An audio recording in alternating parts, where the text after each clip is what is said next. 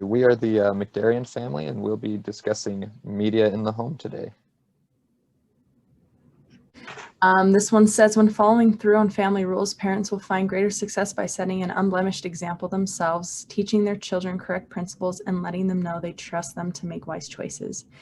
And a lot of the videos we watched and the articles we read, especially the ones that talked about the family and how media can have a strong influence in the family. One of the best pieces of advice that was repeated over and over again was about how parents are the ultimate example. And children learn not only like media habits from their parents, but everything else. That is their person that they watch as they grow up, and they mimic those behaviors. And so starting young as a child can understand what their parent is doing, it's important that we set good examples and we make sure that we're not spending too much time on our phones and our computers, and that we're giving undivided attention to our kids, because that's what's most important. They need that connection. But it's also important to teach them that media is a huge part of our life, especially growing up in these days. And there are important rules and techniques that we need to follow to make sure that we are staying safe. And so as long as we teach our children that we can be wise users of our media, then they will see the importance of applying those same principles in their lives. So.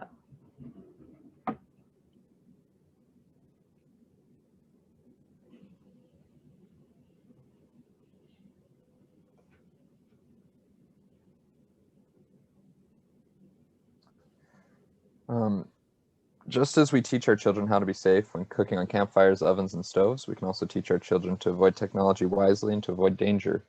This comes out of the manual of the church's manual, Help for Parents, that is discussing how to use technology better. And honestly, it's like, we understand that campfires are dangerous for little kids to be around. We know that ovens and stoves, they're hot. We don't want kids to touch them.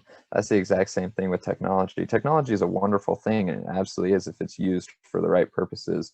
But there's so much danger in so many ways that kids can get figuratively burned through it, that we, especially when we become parents, we need to understand the dangers of technology. And honestly, our generation might know far better than previous generations, but just like previous generations, I think we're going to be, outdated in technology, and we won't be able to catch up. We won't be able to keep up with our kids and stuff. But the principles are still the same, in that there are good ways to use it and there are bad ways to use it. And just like an oven has kind of protective walls around it, or stoves, the stove is only, big enough to fit the pot on.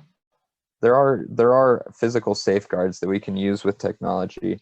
And then there are just principles that we can teach to our children to just avoid the dangers that it actually presents. And then at some point, it's up to our children to decide what they do with it. We won't always be there for them, but we can teach them correct principles and help raise them up that way.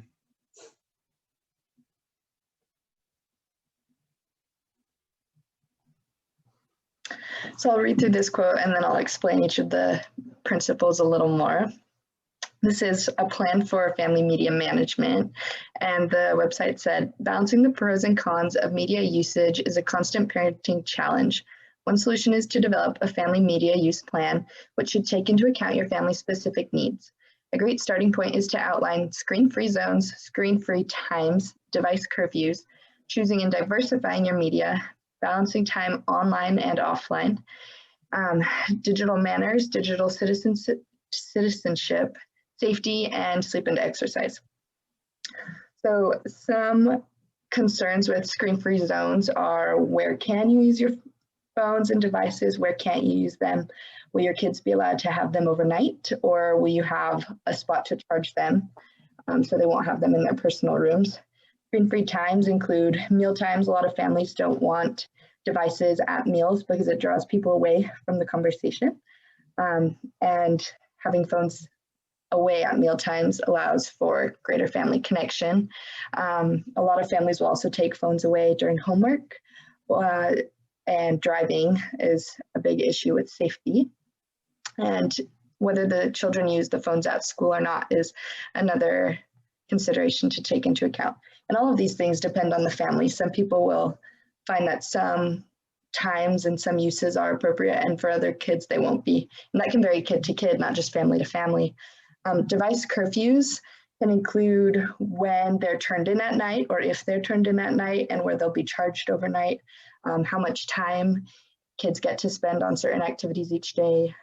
Choosing and diversifying media involves deciding as a family what types of media you'll use: social media, educational resources, and how much of that will be devoted to each educational or fun purpose, and also deciding how much togetherness social media you want to use versus individual media usage time.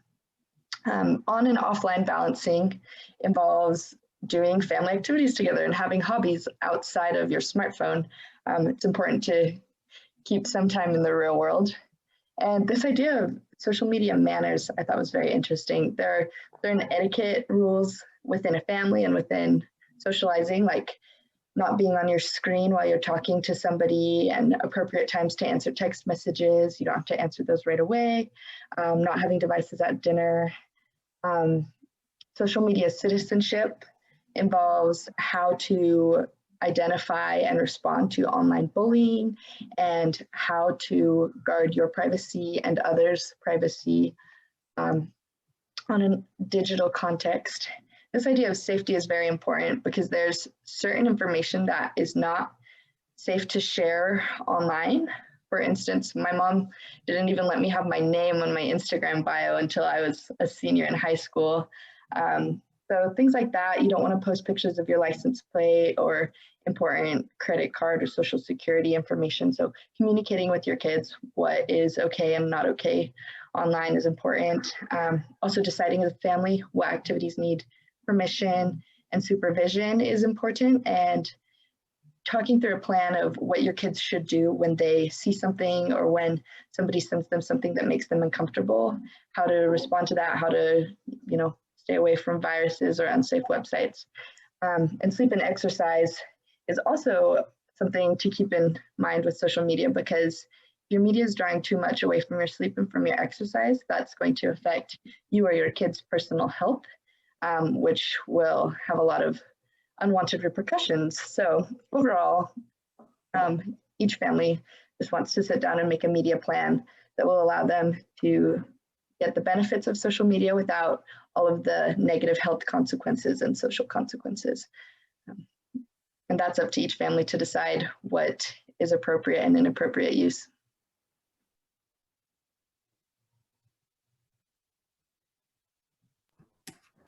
While it is important to help children understand the potential dangers associated with technology, we can also emphasize positive uses such as personal learning and academic pursuits, family history work, connecting with friends and family who are far away, and missionary work.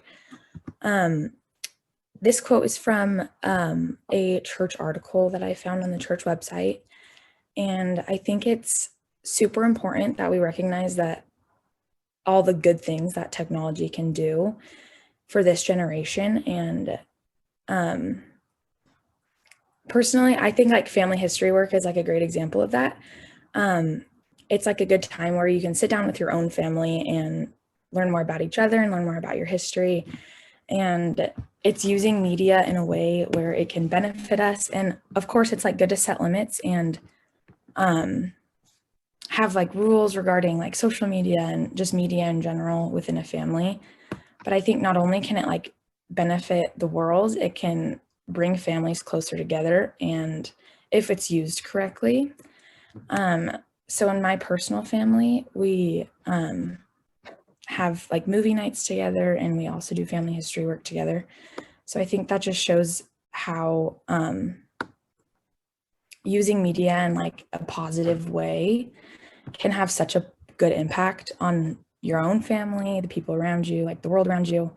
And especially nowadays with missionaries, with COVID and everything, missionaries are being able to continue their missionary work through media. And so I think it shows that how important it is that we learn to use media now so that in the future, times like this, like we can use our knowledge of social media and just technology to benefit our own lives and the people around us and spread the gospel through technology. All right, so now I'd like to kind of each individually talk about what our roles are and what our roles in the family are and how we apply what we've learned. Okay, so I'm Summer and I am the 17, one of the twins in the family. I can use the knowledge we've gained throughout this project to help my family understand technology. I grew up around media, so I have a better understanding of it. I can use this to strengthen my family by helping my father and grandmother with things regarding technology, like family history work and mobile scriptures.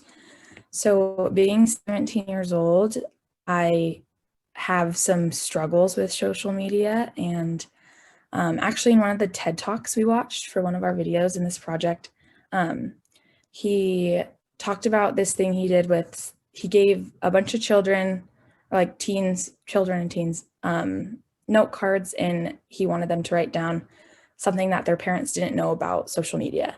And towards the beginning, they were all pretty funny. And then towards the end, they got more serious, and it showed like the true negative effects that social media can have on people, and it leads to like anxiety, depression, and you're constantly getting compared to the people around you, whether it's by your friends or like people you know, or even yourself. Like, and since I'm 17, I often fall victim to that. And so I think I can use the knowledge that I've gained to not only stop comparing myself to the people around me, but to set limits for myself on social media so that it doesn't have a negative effect on me, and that I want to try and use it in a more positive way where I can spread the gospel or help my father and grandma with the technology so that they can use it in their own lives, like doing family history work and accessing all like general conference on their phones, or just things that will bring positivity to their life rather than put a damper on things. All right, and I am another one of, well, the second twin, I guess, in this family. And I can attest to many of the things that Summer just talked about, and how being on media and social media, especially just growing up with it, has had a toll on not only my mental health, but my relationship with my family. And there's lots of negative things that have come to my life with media, including what I've struggled with, just having my phone kind of control me rather than the other way around. That was something that one of the TED Talks we watched talked about a lot, was how we need to be in control of our phones or media in general, rather than them having a significant impact on our lives in a negative way. And that's just something that I struggle with as a teen. I think you feel pressure to constantly check your phone to see what your friends are doing and to see what's going on social media. And in a way, it can be good because, I mean, it's a way to stay connected with people, even though you don't have to be right next to them. But it definitely has a toll on mental health. But then again, there are so many positive things that have come to my life because of media, including the relationship that I've built with my grandmother, and how we, younger generation, have the ability to understand technology in a way that the older generations can't. And I think it's been interesting to see how, even though I can be a pain in the butt, I'm sure, as a teenager, and not always be a wise user of my media, it definitely has been interesting and beneficial to see the relationships that come when we set time aside and use media in a positive way. And I think a big part of that is heeding to the counsel of parents. My father, Nick, is a great example of media use, and he does his best to make sure that he teaches us how to use media in a wise way without impeding on our lives, because being 17-year-olds, the last thing you want to do is have your dad tell you how to use your phone. But overall, it's always going to be a struggle, probably, just in the world we live in, how we're going to use our media. But going along with the gospel principles and heeding to the counsel of prophets, we really can make it a positive experience for the whole family. So I am the father in this family, and the father of the twins, and got the mother-in-law living in the house as well, their grandma. I'm constantly worried because I don't understand technology as well as I should, but I know that there are dangers with it, and I know that it tends to affect girls' mental health a lot. And I would love to just set rules and just have them follow rules. That would be absolutely fantastic. What a wonderful world that would be. Except that's not how it goes. And I think that if I just set really, really rigid, strict rules, I think that would honestly just backfire. And it would tear our family apart more than it would bring it together.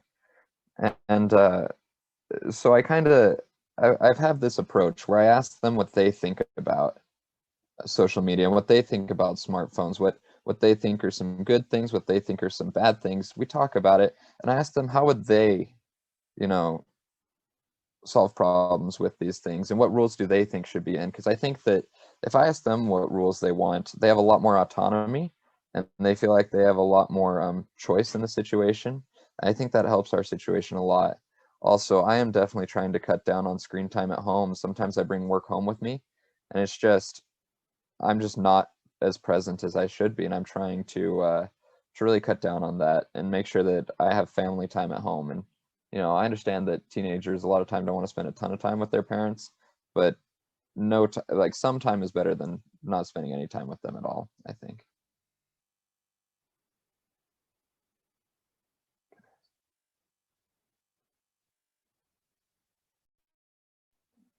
So I'm Nick's wife's mother, the grandma of the two twins, and I'm struggling with dementia, which is a great opportunity for me to interact with the twins because I can never remember how to use my smartphone or my devices. And it seems so simple, but I just can't remember the next day.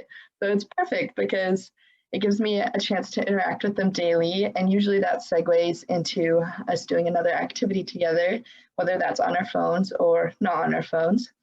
I can also contribute to family media usage by following Nick's example. So I don't want to use my device too much, because if I'm using it more than him, then I'm being counterproductive for setting an example for the girls. I can also help by setting up activities with Nick and with the girls to do things together, whether that's, going for a walk or making bread together or teaching them to paint, because I know I learned a lot of things from my mom and grandma, and I want to make sure that I can pass that on, especially with the mom not being present in the house. There are certain activities that I can do with them that will help teach them that Nick might not have time for as a working dad. I can also be bad at using media because I like Facebook a little too much, and I've been told that I comment excessively and like to write letters, so they're teaching me how to limit my media use. But I think overall I can be the little break from the family of not really using media because I'm not very great at it, and organizing activities for us to do together offline.